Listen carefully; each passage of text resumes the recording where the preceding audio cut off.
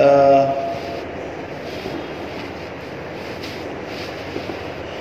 الحمد لله نحمده ونستعينه ونستغفره ونؤمن به ونتوكل عليه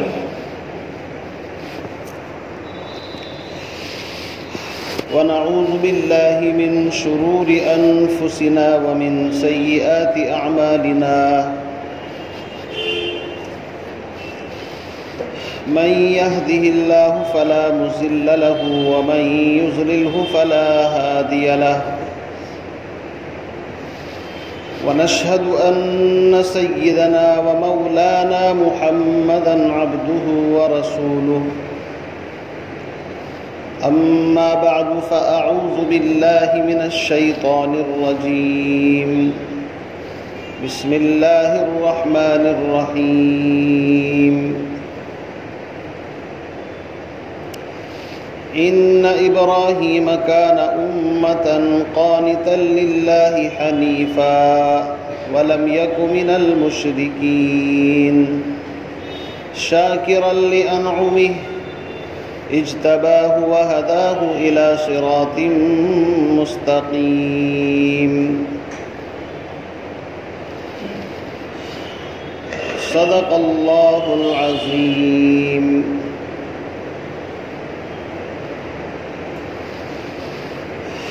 واجب الاحترام بزرگوں بھائیوں،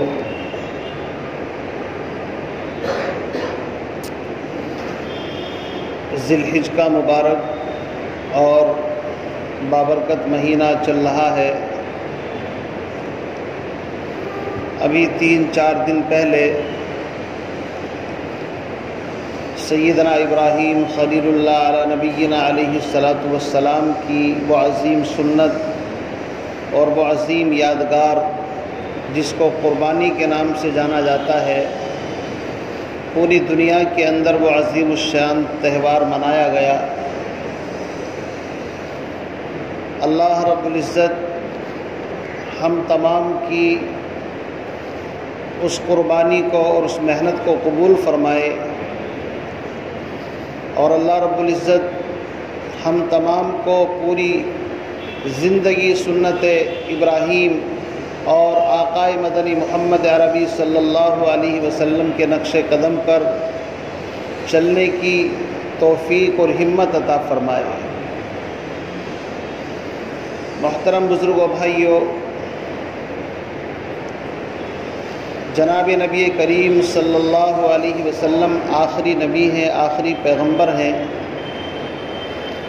نبی علیہ الصلاۃ والسلام پر دین بھی مکمل ہے، شریعت بھی مکمل ہے،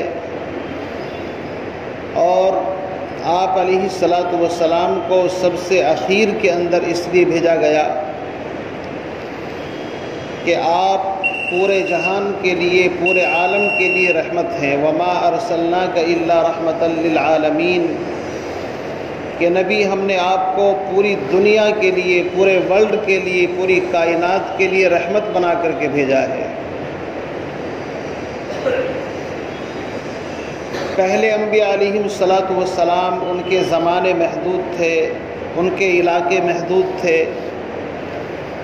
ان کو کسی قبیلے کی طرف، خاندان کی طرف، کسی قوم اور بستی کی طرف اللہ رب العزت نے نبی بنا کر کے بھیجا۔ ابھی 2-3 دن پہلے ایک آدمی کا فون آیا میرے پاس، کہنے لگا کہ جی موسیٰ علیہ السلام بھی نبی ہیں، عیسیٰ علیہ السلام بھی نبی ہیں، اللہ نے ان کو بھی کتابیں دی اور محمد صاحب کو بھی کتاب دی، تو تینوں میں کیا فرق ہے؟ میں نے کہا کہ فرق تو بہت سارے ہیں، لیکن ایک بنیادی فرق آپ سمجھ لیں جو آپ کے کام کا ہے۔ وہ بنیادی فرق یہ ہے کہ موسیٰ علیہ الصلاۃ والسلام کی نبوت ایک لیمیٹڈ وقت تک کے لیے تھی، عیسیٰ علیہ الصلاۃ والسلام کی نبوت، ان کی تعلیم ایک مخصوص وقت تک کے لیے تھی۔ کب تک؟ موسیٰ علیہ الصلاۃ والسلام کی شریعت اس وقت تک تھی جب تک کہ حضرت عیسیٰ علیہ الصلاۃ والسلام نہیں آئیں گے، تب تک موسیٰ علیہ السلام کو ماننا ہے۔ اور عیسیٰ علیہ السلام کی شریعت اس وقت تک کے لیے ہے جب تک کہ آخری پیغمبر محمد عربی صلی اللہ علیہ وسلم تشریف نہیں لاتے، اور محمد عربی صلی اللہ علیہ وسلم کی شریعت پوری دنیا کے انسانوں کے لیے ہے۔ آپ صرف عرب کے نبی نہیں، آپ صرف مکے کے نبی نہیں، آپ صرف قریش کے یا بنو ہاشم کے نبی نہیں، بلکہ آپ کے بارے میں تو قرآن نے اعلان کر دیا کہ ہم نے آپ کو الی کافۃ للناس، پوری انسانیت کی طرف نبی بنا کر کے بھیجا ہے۔ وما ارسلناک الا رحمۃ للعالمین، آپ پورے عالم کے لیے رحمت ہیں۔ تو میں نے بتایا فرق تو اور بھی بہت سارے ہیں، لیکن آپ صرف اتنا فرق یاد رکھ لیں کہ حضور علیہ السلام کا زمانہ لیمیٹڈ نہیں، بلکہ قیامت کی صبح تک کے آپ نبی ہیں۔ آپ علیہ السلام کا زمانہ آپ کی پیدائش سے لے کر کے آپ کی وفات، اور آپ کی وفات سے لے کر کے جس دن اسرافیل علیہ السلام سور پھونکیں گے، اس دن تک کا زمانہ اور مدت جناب نبی علیہ السلام کا زمانہ ہے۔ اس زمانے میں نہ کسی اور کتاب کی ضرورت ہے، نہ کسی اور نبی کی ضرورت ہے۔ اگر کوئی انسان نبوت کا دعویٰ کرے یا کوئی یوں کہے مجھ پر کتاب آئی ہے، اللہ کا پیغام آیا ہے، تو وہ اہل سنت والجماعت کے عقیدے کے نزدیک مسلمان تو دور، وہ تو کفر کے بھی اعلیٰ درجے پر پہنچ جائے گا۔ اس لیے اس نے کہا تھینک یو، میری بات سمجھ میں آ گئی۔ میں نے کہا بھائی ٹھیک ہے، جزاک اللہ، اگر آپ نے سمجھ لیا تو بڑی اچھی بات ہے۔ تو میرے عزیز بزرگوں، دوستو، اللہ رب العزت نے اپنے آخری نبی کو قیامت کے بالکل قریب بھیجا ہے۔ حدیث شریف کے اندر آتا ہے، نبی علیہ السلام نے فرمایا بعثت انا والساعۃ کہاتین، مجھے اور قیامت کو ایسے ساتھ ساتھ بھیجا گیا ہے جس طرح یہ ہاتھ کی دو انگلیاں، بالکل تھوڑا سا فرق ہے ان دونوں کے درمیان۔ اللہ کے نبی صلی اللہ علیہ وسلم نے ارشاد فرمایا مجھے اور قیامت کو بالکل ساتھ ساتھ بھیجا گیا ہے۔ اور خود قرآن کریم کو جب ہم پڑھتے ہیں تو قرآن کہتا ہے اقترب للناس حسابہم، لوگوں کے حساب کا وقت ان کے سروں پر پہنچ چکا۔ اقترب للناس حسابہم وہم فی غفلۃ معرضون، لیکن یہ ابھی غفلت کے اندر پڑے ہوئے ہیں، اعراض کر رہے ہیں۔ میرے عزیز بزرگوں، دوستو، جس طرح ہمارا اللہ پر ایمان ہے، جس طرح محمد عربی کی رسالت پر ایمان ہے، جس طرح جنت اور جہنم کے اوپر ایمان ہے، ایسے ہی ہمارا ایمان اس بات کے اوپر بھی ہے کہ یہ کائنات ایک دن ٹوٹ جائے گی، درہم برہم ہو جائے گی۔ اذا الشمس کورت، سورج بے نور ہو جائے گا، اس کی روشنی، اس کی چمک دمک ختم ہو جائے گی۔ وَإِذَا النُّجُومُ انْكَدَرَتْ، اور یہ ستارے جھڑ جائیں گے۔ وَإِذَا الْبِحَارُ سُجِّرَتْ، اور یہ بڑے بڑے سمندر جو ٹھاٹے مارتے ہوئے ہیں، یہ سب کے سب خشک ہو جائیں گے۔ اللہ رب العزت نے قرآن مقدس کے اندر مختلف آیات کے اندر قیامت کے اس زلزلے کو بیان کیا ہے۔ اذا زلزلت الارض زلزالها، اس دن کی تیاری کرو جب زمین کے اندر زلزلے آئیں گے، بھوکمپ، اور زمین ہلا کر کے رکھ دی جائے گی۔ وَأَخْرَجَتِ الْأَرْضُ أَثْقَالَهَا، اور زمین اپنے بوجھ کو باہر نکال کر کے پھینک دے گی۔ قیامت سے پہلے پہلے اللہ رب العزت نے زمین کے اندر جتنے خزانے دفن کر رکھے ہیں، وہ سارے کے سارے خزانے زمین اگال کر کے باہر پھینک دے گی۔ وَأَخْرَجَتِ الْأَرْضُ أَثْقَالَهَا وَقَالَ الْإِنسَانُ مَا لَهَا، انسان کہے گا یہ کیا ہو رہا ہے؟ اللہ فرماتے ہیں یومئذ تحدث اخبارها بان ربک اوحی لها، یہ زمین تمام کی تمام خبروں کو بیان کر دے گی، الہی اس نے میرے اوپر سجدہ کیا تھا، اس نے یہاں بیٹھ کر کے قرآن کی تلاوت کی تھی، اس نے یہاں بیٹھ کر کے صدقہ خیرات کیا تھا۔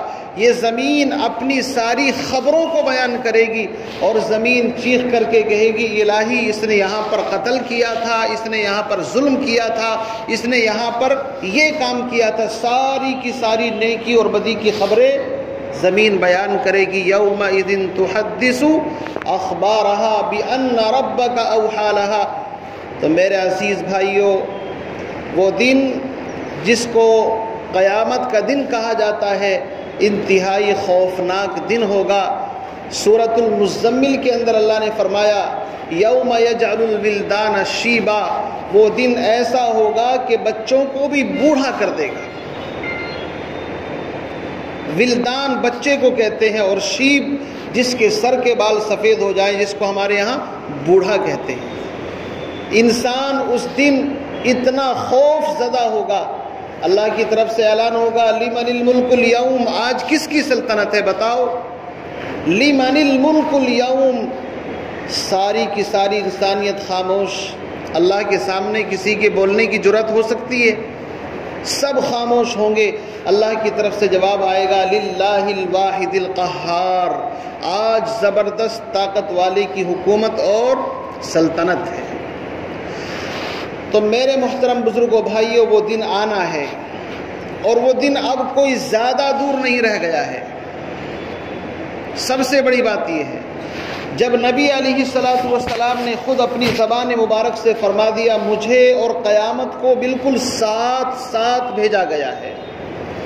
قیامت کے پہلے سرے کے اوپر سیدنا آدم علیہ نبینا علیہ الصلوۃ والسلام، اور آدم سے لے کر کے حضرت عیسیٰ علیہ الصلوۃ والسلام تک یہ زمانہ اپنی پوری زندگی، بچپن، جوانی اور اس کا سارا حصہ گزر چکا۔ تھوڑا سا وقت ہے جس کے لیے نبی علیہ الصلوۃ والسلام کو دنیا کے اندر بھیجا گیا۔ اس عالم کی جو جوانی ہے، بڑھاپا ہے، وہ آ چکا ہے سب کا سب۔ جس طرح بچہ ہوتا ہے، جب پیدا ہوتا ہے تو بچپنا ہوتا ہے، پھر بڑا ہوتا ہے، پھر بوڑھا ہوتا ہے، ایسے ہی آدم علیہ الصلوۃ والسلام جب دنیا کے اندر آئے تو ٹیکنالوجی بہت کم تھی، تو زمین کی عمر بہت کم تھی، اس زمانے کے اندر بچپنا تھا۔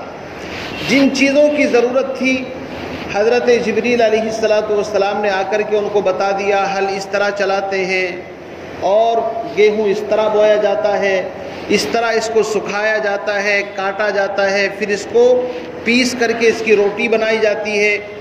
لیکن بڑی بڑی ٹیکنالوجی جو اس زمانے کے اندر موجود ہے کہ انسان مشرق میں بیٹھ کر کے مغرب کا پتہ لگا لیتا ہے کیا ہو رہا ہے۔ ایسی مشینیں اس وقت موجود ہیں کہ انسان کے سچ اور جھوٹ کا پتہ لگا لیا جاتا ہے کہ سچ بول رہا ہے یا جھوٹ بول رہا ہے۔ ٹیکنالوجی اور سائنس نے اتنی ترقی کی کہ مرے ہوئے انسان کی ہڈی جو گل کر کے ریزہ ہو گئی، لیکن اس کا ڈی این اے ٹیسٹ کر کے پتہ لگا لیا جاتا ہے یہ مرنے والا مرد تھا یا عورت تھی، کس قبیلے سے تھا، کس خاندان سے تھا، اس کا باپ کون ہے، اس کی ماں کون ہے۔ یہ دنیا اپنے عروج اور ترقی کے بالکل آخری مراحل کے اندر چل رہی ہے، یہاں تک کہ جب دنیا کا بالکل شباب اور اس کا بالکل آخر آئے گا تو ٹیکنالوجی اپنے اس عروج کے اوپر پہنچے گی کہ اللہ رب العزت کی طرف سے اس دجال کے، جس کو مسیح دجال کہا جاتا ہے، اس کے ظہور کا وقت آ جائے گا، اور جو دجال زمین کے اوپر فتنہ انگیزی کرے گا اس کے پاس وہ ساری کی ساری طاقتیں ہوں گی، ٹیکنالوجی ہوگی کہ جس کی وجہ سے وہ مردوں کو بظاہر قبروں سے اٹھا کر کے بات کرتا ہوا دکھائی دے گا۔ اور بولو ایسی ٹیکنالوجی آ چکی ہے کہ انسان اگر یہ چاہے کہ اس خطے کے اندر ہم کو بارش کرنی ہے تو وہ فضاؤں کی طرف اس طرح کی کچھ وہ چیزیں چھوڑتے ہیں کہ وہ بادل کے اندر جا کر کے پھٹتی ہے اور وہیں پر بارش گر جاتی ہے۔ یہ سب کے سب جو ہے میرے بھائیوں، یہ دجال کی آمد کے لیے اس سے پہلے ٹیکنالوجی اپنے عروج پر پہنچ جائے گی، اور وہ ساری کی ساری طاقتیں اکٹھی ہو کر کے اس دجال کے ہاتھ میں آئیں گی، اسی کو دجال اکبر کہا گیا ہے۔ اور وہ زمین کے اندر اتنا فتنہ فساد پھیلائے گا کہ نبی علیہ السلام نے ارشاد فرمایا کہ دجال زمین پر 40 تک رہے گا، 40 دن رہے گا یا 40 گھنٹے رہے گا یا 40 سال، اس میں مختلف اقوال ہیں، لیکن اکثر یہی فرماتے ہیں کہ 40 دن، اور پہلا دن 1 سال کے برابر، پھر دوسرا دن 1 مہینے کے برابر، اور تیسرا دن 1 ہفتے کے برابر، اور باقی دن عام دنوں کی طرح ہوں گے۔ ایک بڑی تعداد یہودیوں کی اس کے ساتھ مل جائے گی کہ ہمارا مسیحا ہے، اور دیکھو ہمارا خواب پورا کرنے کے لیے یہ زمین پر آ گیا۔ دنیا یہودیت کا ایک ہی خواب ہے کہ پوری دنیا کے اوپر ہماری حکومت اور ہماری گرفت ہونی چاہیے، ساری دنیا ہمارے اشاروں پر ناچے۔ یہ اسرائیل کا خواب ہے، اور وہ اسی کے تانے بانے بنتے رہتے ہیں۔ ملک بہت چھوٹا ہے، لیکن ان کی سوچ اتنی بلند ہے کہ وہ ہائی فائی اور جتنی بھی دنیا کے اندر بڑی بڑی ٹیکنالوجی ہیں ان تمام کے موجد یا ان تمام کو خرید کر کے اپنے پاس رکھنے والے۔ وجہ اس کی یہی ہے کہ میرے عزیز بزرگوں دوستو، ان کی سوچ وہاں سے کام شروع کرتی ہے جہاں جا کر کے ہماری سوچ ختم ہو جاتی ہے۔ مسلمان قوم تو زندہ قوم تھی، اس کو تو اللہ رب العزت نے دوسروں کو جگانے کے لیے بھیجا تھا، لیکن وائے ناکامی متاع کارواں جاتا رہا، کارواں کے دل سے احساس ضیاء جاتا رہا۔ یہ جگانے والی قوم تو خود ایسی خواب غفلت کے اندر سوئی ہوئی ہے کہ جمعے کے دن وعظ ہوتے ہیں، عیدین کے موقع پر تقریریں ہوتی ہیں، اور بڑی بڑی محنتیں چل رہی ہیں، لیکن یہ ٹس سے مس ہونے کے لیے تیار نہیں ہے۔ ہم کو تو وہی اپنا کام کرنا ہے جو ہمارے ذہن کے اندر بیٹھا ہوا ہے۔ میرے عزیز بزرگوں دوستو، یہ قوم اتنی سو چکی ہے کہ اچانک کبھی بھی اللہ رب العزت کا عذاب اس کے اوپر آ جائے تو اس کو کوئی ہٹانے والا نہیں۔ یہ قوم تو دوسروں کو جگانے کے لیے پیدا کی گئی تھی۔ حضرات صحابہ کی زندگی کو دیکھیے کہ انہوں نے فاقوں کے ساتھ، محنت اور جفا کشی کے ساتھ میدان کے اندر اترے، اور مشرق سے مغرب اور شمال سے جنوب تک اسلام کا پرچم بلند کر دیا، اور طاقت کے ذریعے سے نہیں بلکہ اخلاق کی طاقت کے ذریعے سے، اپنے اخلاق سے، اپنے کریکٹر سے وہ دین پیش کیا کہ بڑے بڑے سخت دل لوگ ان کے سامنے موم بن کر کے رہ گئے۔ اللہ حفاظت فرمائے۔ تو میں عرض یہ کر رہا تھا کہ نبی علیہ السلام بالکل قیامت کے قریب آخر زمانے کے اندر آپ مبعوث ہوئے، اور نبی علیہ السلام کی آمد کو، آپ کی دنیا سے پردہ فرمانے کو 1400 سال ہو چکے ہیں۔ آگے اس دنیا کی کتنی عمر ہے کچھ نہیں کہا جا سکتا۔ بعض یہودی کہتے ہیں کہ بس اسی 20ویں صدی کے آخر تک معاملہ پورا ہو جائے گا۔ 100 200 300 سال پتہ نہیں یہ دنیا پکڑے گی آگے یا نہیں، کچھ نہیں کہا جا سکتا، اللہ بہتر جانتے ہیں۔ لیکن حالات جس طرف جا رہے ہیں دن بدن بد سے بدتر ہوتے ہوئے، ایمان کی سطح بہت نیچے، اخلاق کی سطح بہت نیچے، تقوی پرہیزگاری کی سطح بہت نیچے، ہر چیز کے اندر مسلمان بالکل آپ کو زیرو نظر آئے گا۔ چلو کم سے کم سائنس اور ٹیکنالوجی کو چھوڑ دو، کم سے کم ایمان اخلاق کے اندر تو کوئی ترقی ہونی چاہیے تھی۔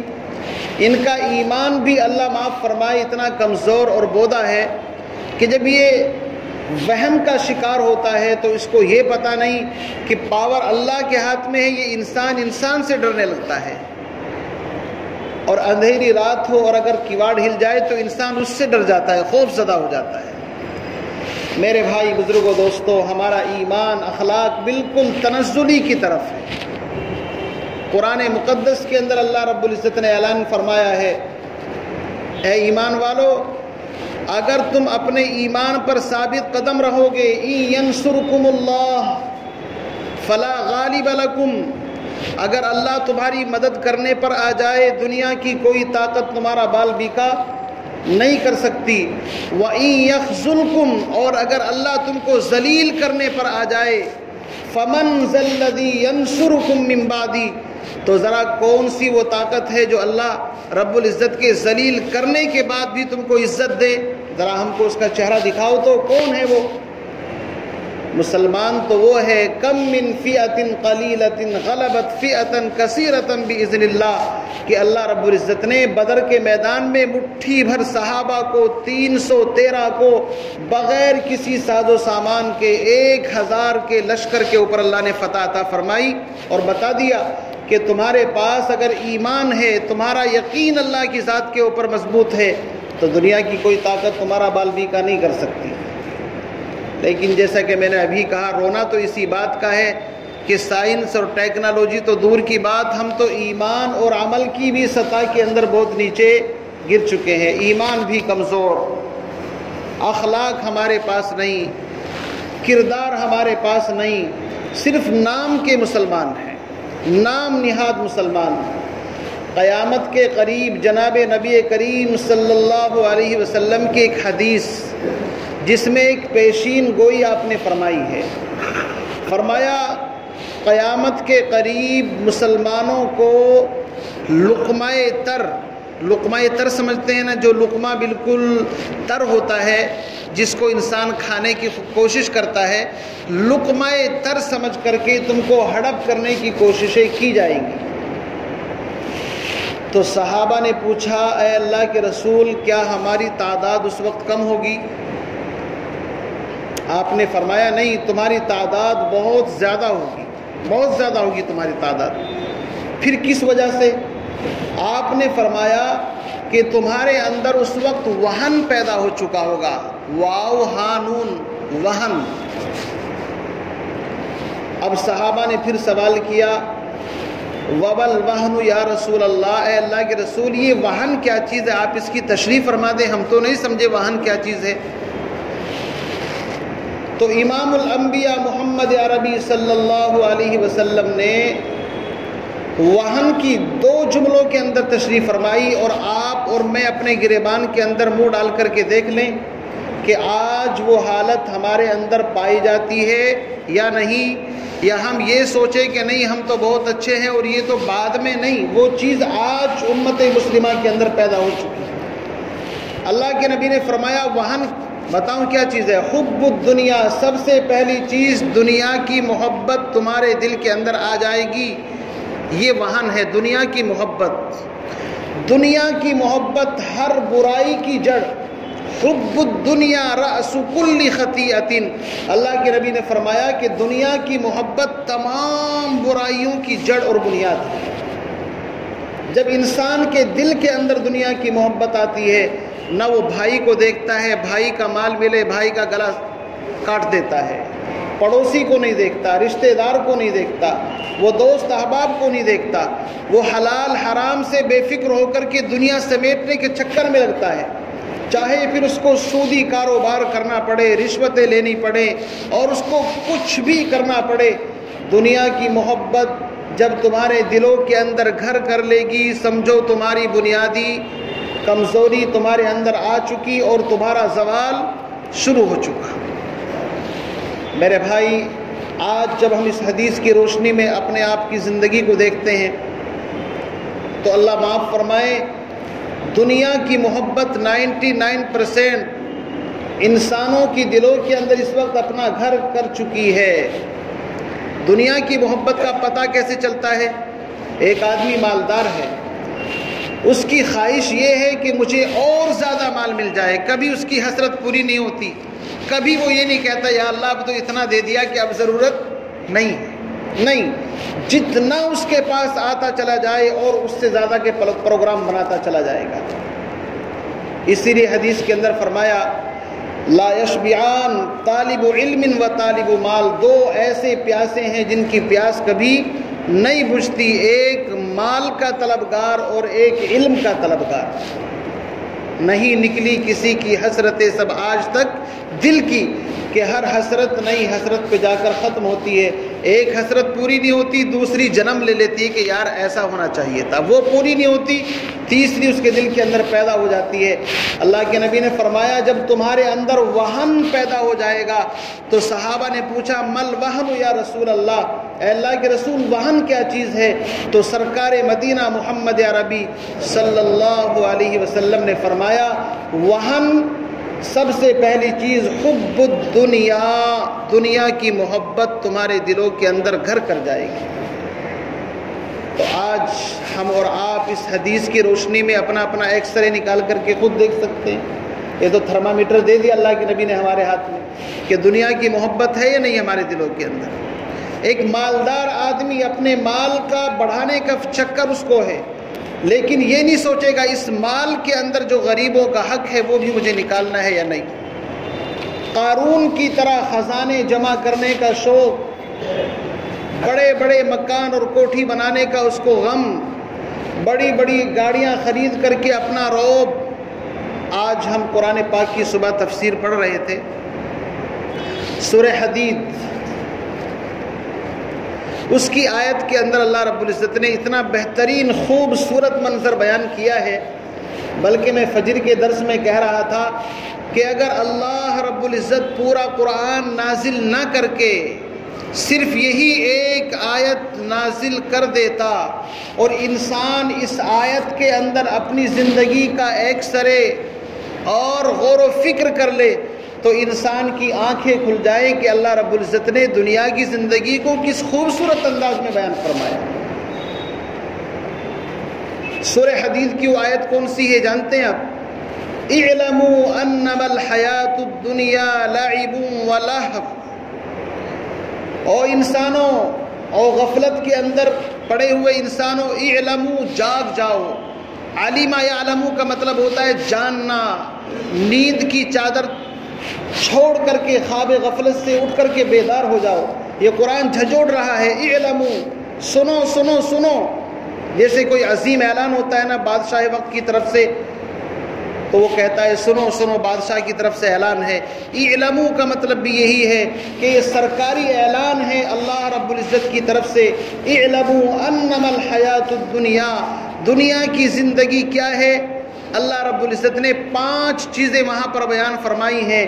سب سے پہلے فرمایا لعب ولہو وزینہ وتفاخر وتکاثر فی الاموال والاولاد۔ 5 چیزوں کے اندر دنیا کی زندگی کو اللہ نے بیان فرمایا۔ فرمایا سب سے پہلے دنیا کی زندگی ایک لعب ہے، لعب، اس کے لام عین با لعب۔ اب یہ چونکہ ہماری زبان ہے نہیں بھائی، زبان یار من بنگلہ نبی دانا، وہ بات ہے کہ ہم بنگالی اگر بھاشا جانتے تو آپ نہیں جانتے، اب میں عربی جانتا ہوں تو آپ نہیں جانتے، آپ جانتے ہیں اس زبان کو میں نہیں۔ آج ایک بات یاد آئی، ایک بہت بڑے اسکالر اور مفکر گزرے ہیں ڈاکٹر اسرار، پڑوسی ملک کے تھے، اور واقعی وہ شخص بڑا عظیم، اس کی باتیں بڑی عظیم اور گہرائی کے ساتھ اگر آپ سنیں گے تو اس نے بہت گہرائی کے ساتھ کچھ باتیں نکال کر کے امت کے سامنے رکھی۔ اس نے کہا کہ ایک مرتبہ ایک میٹنگ کے اندر مولانا ابو الحسن علی میاں ندوی، جو دارالعلوم ندوۃ العلماء لکھنؤ کے پرنسپل تھے، کہنے لگے، میں ان سے کہنے لگا کہ حضرت آپ اپنے مدرسے کے اندر جہاں عربی پڑھاتے ہیں، فارسی پڑھاتے ہیں، ہندی پڑھاتے ہیں، انگلش پڑھاتے ہیں، میں یہ کہنا چاہتا ہوں کہ آپ اپنے مدرسے کے اندر سنسکرت بھی پڑھائیں۔ وہ فرماتے ہیں کہ انہوں نے وعدہ کر لیا کہ ٹھیک ہے۔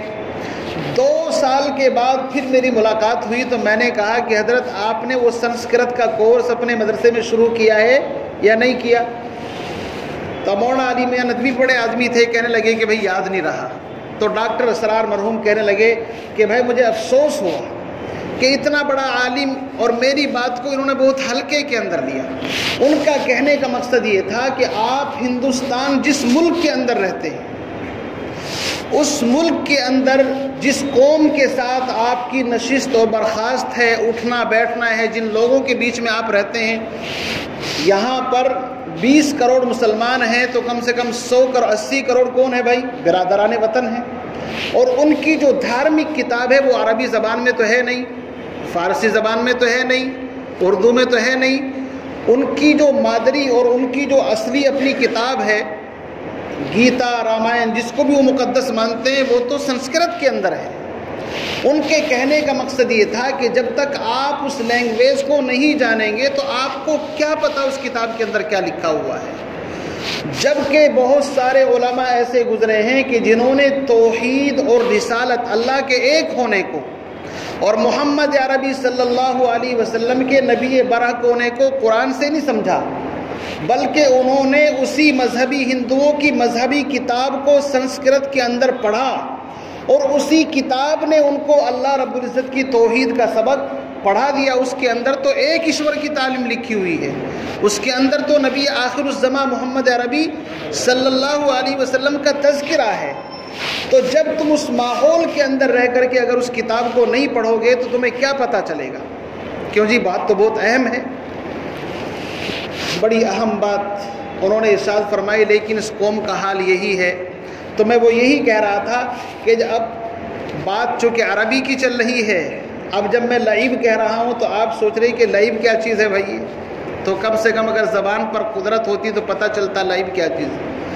اللہ رب العزت نے دنیا کی زندگی کو 5 لفظوں کے اندر نچوڑ کر دیا، اس سے زیادہ ہو ہی نہیں سکتی۔ سب سے پہلا فرمایا دنیا کی زندگی ایک لعیب، لام عین با لعیب کہتے ہیں تماشا، کھیل، لیکن لعب ایسے کھیل کو کہا جاتا ہے جس میں بظاہر کوئی فائدہ نہیں ہوتا۔ جیسے کہ چھوٹا بچہ جب ماں کے پیٹ سے پیدا ہوتا ہے تو 1-2 سال کے بعد جب اس بچے کا ذہن ذرا کچھ کام کرتا ہے تو چھوٹے چھوٹے کھلونے اس کو چاہیے کھیلنے کے لیے۔ چھوٹا بچہ جن کھلونے سے کھیلتا ہے اس کو لعب کہا جاتا ہے۔ کیا کہا جاتا ہے اس کو؟ یاد رہے گا نا، لعب۔ اب بتاؤ، ماں باپ سے ضد کرتا ہے، لیکن ماں باپ بڑے ہو چکے، وہ سمجھتے یار یہ کوئی فائدے کی چیز تو ہے نہیں، خام کا پیسے ضائع کرائے گا، لیکن ماں باپ اس کی وجہ سے اس کو لا کر کے دے دیتے ہیں۔ اللہ فرماتے ہیں کہ دنیا کی جو زندگی ہے سب سے پہلے تو لعب ہے، لعب بچوں کی طرح جیسے کھیلنے کی چیز، لیکن تمہارے نزدیک تو وہ کچھ بھی نہیں، لیکن بچے کے نزدیک وہ سب کچھ حیثیت رکھتی ہے۔ اگر وہ ٹوٹ جائے تو بچہ رونے لگتا ہے، کوئی چھین لے تو بچہ چلانے لگتا ہے۔ اللہ فرماتے ہیں کہ ایسے ہی تمہاری زندگی بھی لعب کی طرح ہے۔ پہلا مرحلہ تمہارے اوپر لعب، کھیل تماشے کی طرح آتا ہے۔ اب 5, 8, 10 سال کے بعد بچہ ذرا جب کچھ ہوشیار ہو جاتا ہے تو پھر اس کو وہ ٹریکٹر اور وہ گاڑیاں اچھی نہیں لگتی، اب وہ ذرا بڑا ہو گیا تو ان کو سائڈ میں رکھ دیتا ہے، اور بلکہ یوں کہتا ہے یار بڑی بیوقوف زندگی تھی کہ خام کا ان چیزوں کے اندر زندگی گزار دی۔ اللہ کہتے ہیں کہ لعب کے بعد نمبر آتا ہے لہو، انما الحیات الدنیا لعب و لہو، لام ہا واو۔ اس کا مطلب کیا؟ علماء فرماتے ہیں لہو اس کھیل کو کہتے ہیں جس کے اندر ٹائم پاس کرنا مقصود ہوتا ہے، اس کے ذہن میں کچھ تھوڑا بہت فائدہ بھی اس کو پہنچ جائے وہ بات الگ ہے۔ چنانچہ آپ دیکھ لیجئے 10 سال سے لے کر کے 15 سال کے بیچ میں جو بچے کھیلتے ہیں، چاہے وہ کبڈی ہو، چاہے کرکٹ ہو، اور چاہے وہ نشانے بازی ہو، اور چاہے وہ کچھ اور ہو، تیراکی ہو، جسمانی فائدہ تھوڑا بہت ہو جاتا ہے، ورزش ہو جاتی ہے، لیکن بچے کا اس سے کوئی مستقل فائدہ مقصود نہیں ہوتا۔ اللہ فرماتے ہیں کہ لعب کے بعد جو زندگی شروع ہوتی ہے وہ لہو کی زندگی ہوتی ہے کہ پھر انسان اور ترقی کرتا ہے، اور فرمایا کہ جب پھر 15-16 سال کی عمر ہو جاتی ہے تو پھر لعب بھی ختم اور لہو بھی ختم، پھر آگے وہ زینت، تیسرے نمبر پر زینت کا مرحلہ آتا ہے، آرائش اور زیبائش۔ چنانچہ آپ دیکھ لیجئے 16 سال سے لے کر کے 20-22 سال کی جو عمر ہوتی ہے، اس کے اندر بچہ اپنی زینت کے اوپر اچھے ڈریس، اچھے کپڑے، اچھے جوتے، اور مارکیٹ کے اندر جو کریم آتی ہے اور جس کا ایڈ دکھائے جاتے ہیں وہ خرید کر لا کر کے اپنے گھروں کے اندر پرفیوم، یہ وہ، اور اس کے بالوں کی کٹنگ اور اس کی چال، ساری چیزیں بدل جاتی ہے۔ کیوں؟ اس لیے کہ بچپن تھا تو لعب اس کو عزیز تھا، اس کے بعد پھر لہو کے اندر آیا، اب لہو کے بعد پھر وزینت، تیسرے نمبر پر زینت کے اندر الجھ گیا، اور 24-25 سال کے بعد جب زینت بھی ختم ہو جاتی ہے، شادی وادی ہو جاتی ہے، بچے کو ادھر سے ابو پکار رہا، کوئی ادھر سے امی کہہ رہا ہے، اور گھر کے اندر 2-4 بچے ہو جاتے ہیں تو زینت وینت آدمی بھول جاتا ہے۔ پھر آتا ہے وَتَكَاثُرٌ وَتَفَاخُرٌ، پھر فخر کرنے کا نمبر آتا ہے اپنے دوستوں کے اندر، ہم عمر کے اندر، کہ بھائی دیکھو میری بیوی ایسی ہے، میرے بچے ایسے ہیں، میری گاڑی ایسی ہے، میرا بنگلہ ایسا ہے، پھر یہ اس کی طرف آتا ہے۔ لیکن 35-40 سال کی عمر کے درمیان میں پھر یہ مرحلہ بھی ختم ہو جاتا ہے۔ اب اس کے بچوں کے بچے ہو جاتے ہیں، بچیوں کے بچے ہو جاتے ہیں، یہ دادا اور نانا بن جاتا ہے۔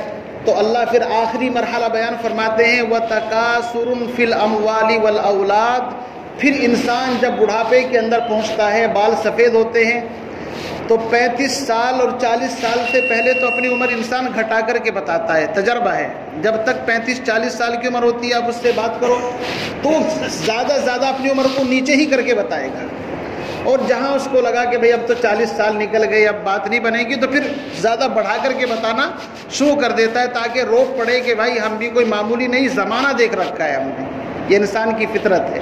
تو پھر کیا کرتا ہے وَتَكَاثُرٌ فِي الْأَمْوَالِ وَالْأَوْلَادِ، پھر مال اور اولاد کے نعرے، کہتا ہے جناب میرے 5 پوتے ہیں، 8 نواسے ہیں، اور اتنے بیٹے ہیں، اور اتنے میرے پوتے ہیں، اور ان کا کارخانہ یہاں ہے، اور ان کی فیکٹری یہاں، اور اتنے بھینس ہیں، اور اتنے بھینسیں ہیں۔ پھر انسان اپنے مال اور اولاد کی کثرت کو بیان کرنا شروع کر دیتا ہے کہ ہمارے یہاں اتنی لاٹھیاں ہیں، اس لیے ہم سے پنگا لینے کی ضرورت نہیں ہے۔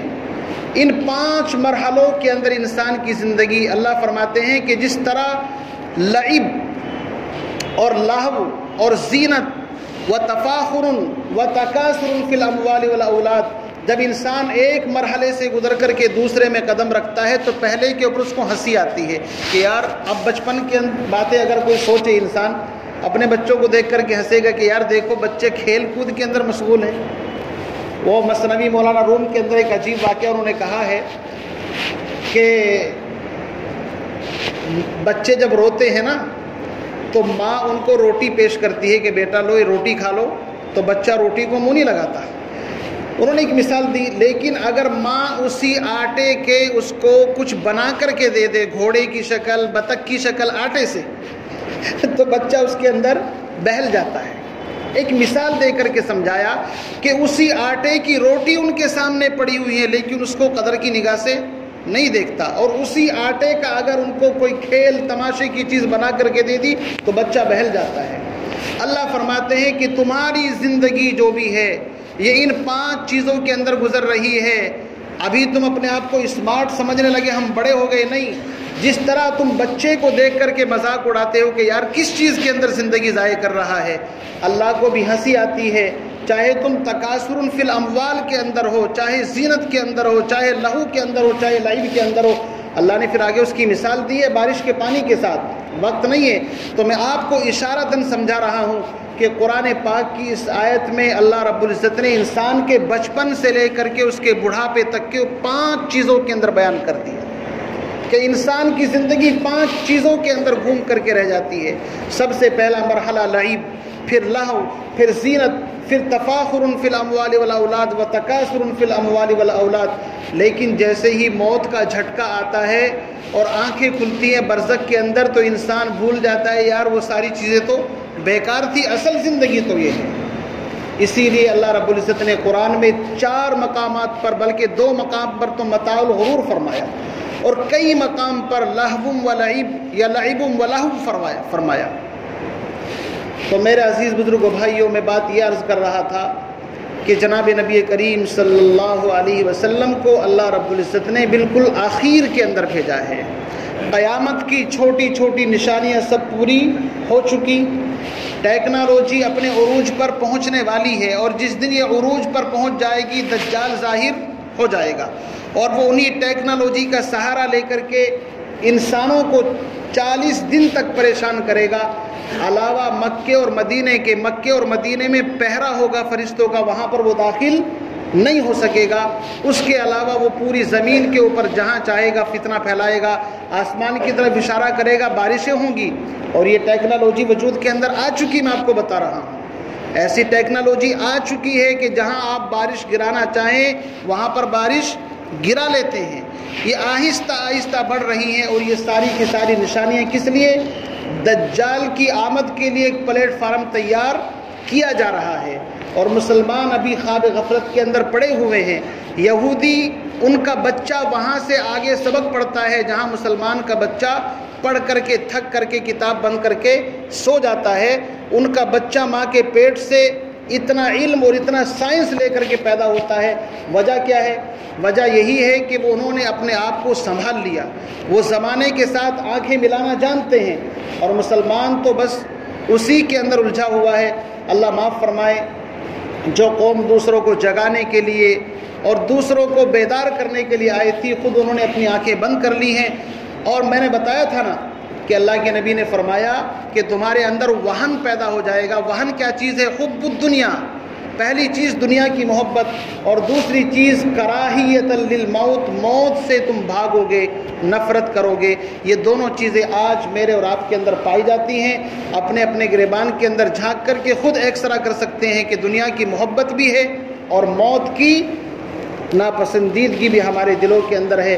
اللہ تعالیٰ سے دعا فرمائیں مجھے آپ کو اس جرم عظیم سے اللہ تعالیٰ چھٹکارا نصیب فرمائے، اور ہم تمام کو موت سے پہلے موت کی تیاری کی توفیق نصیب فرمائے، اور اپنی زندگی کو شریعت و سنت کے مطابق گزارنے کی توفیق عطا فرمائے۔ وآخر دعوانا الحمدللہ رب العالمین۔